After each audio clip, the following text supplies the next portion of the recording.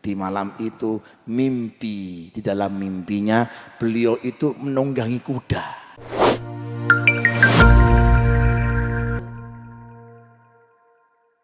Ada cerita yang diriwayatkan oleh Syekh Abdullah Al-Qawari. Dalam kitab disebutkan bahwasanya beliau itu, ya, ini cerita, rungokno dul. Dul, rungokno. Ya, paham ya? Ada ceritanya Syekh Abdullah Al-Qawari. Beliau ini sangat menjaga dengan yang namanya sholat berjamaah. Gak pernah ninggalno sholat berjamaah. Makanya orang yang melazimkan sholat berjamaah itu berkah hidupnya. Amin. Amin. Amin ya Rabbal. Suatu saat mau pergi sholat isya. Mau pergi sholat isya, keluar dari rumahnya, kedatangan tamu. Waduh, tidak so gerak tamu, lain sisi membawa berkah. Satu tamu itu membawa hadiah 70.000 malaikat untuk Anda, wahai orang-orang yang didatangi tamu. Akhirnya tidak lama qomat. Allahu Akbar, Allahu Akbar, asyhadu an la ilaha illallah. Si datang yang tamu ini nggak pulang-pulang juga. Kebiasaannya Syekh Abdullah ini sholat jamaah. Waduh, tontok jam, tidak mulai-mulai wis qomat, ya, kok tidak pulang. Kebiasaannya selalu menjaga sholat berjamaah dan selalu tidak pernah meninggalkan takbiratul ula ma'al imam. Paham?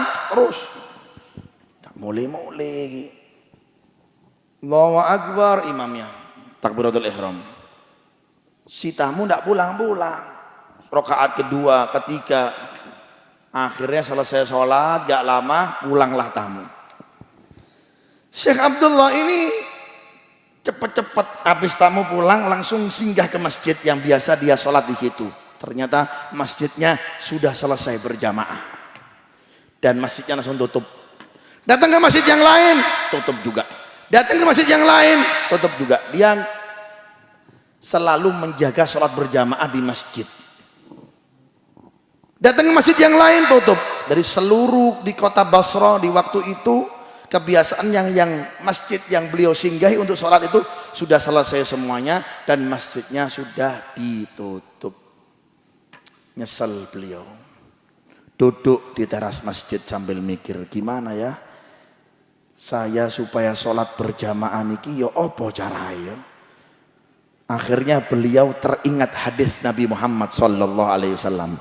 Teringat hadisnya Rasulullah SAW, orang yang sholat berjamaah maka seperti dia mendapatkan bisa ba'i wa isrina darajat, seperti dia mendapatkan 27 derajat. Oh ya wis, aku tak mulai tak sholat isya 27 kali, kan bodoh wae.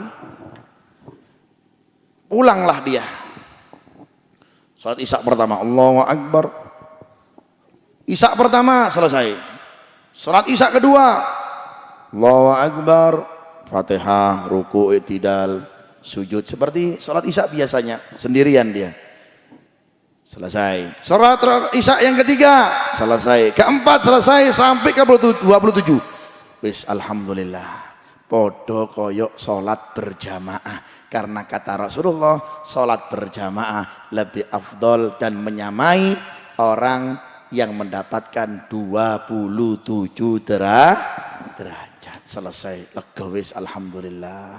Di malam itu mimpi, di dalam mimpinya beliau itu menunggangi kuda. Kuda ya apik luar biasa, ya. Naik kuda. Anehnya di dalam mimpi tersebut ketika beliau naik kuda ini, seperti beliau ini di dalam kejuaraan pacuan kuda. Kemudian dilepaslah suara untuk siapa yang menjadi juara. Beliau menunggangi kuda yang bagus. Tapi herannya, setiap beliau ini dalam mimpinya menyelip kuda pertama, nggak bisa. Selip lagi nggak bisa, menyelip lagi nggak bisa. Nyelip lagi tidak bisa. Heran dia. Akhirnya ada berusaha lebih keras, dipacu kudanya, dicepatkan kudanya supaya minimal ada kuda yang beliau selip, yang beliau lewati.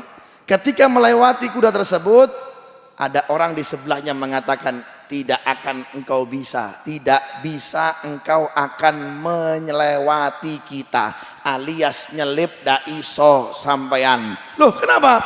Karena sampean sholatnya sholatnya sampean isaknya sendiri, tidak akan bisa akan mengalahkan kita karena kita semuanya sholat isaknya berjamaah. Kemudian di waktu yang sama beliau bangun dari tidurnya. Ya Allah, nyeselnya. Gara-gara apa? Gara-gara sholat isaknya sendiri.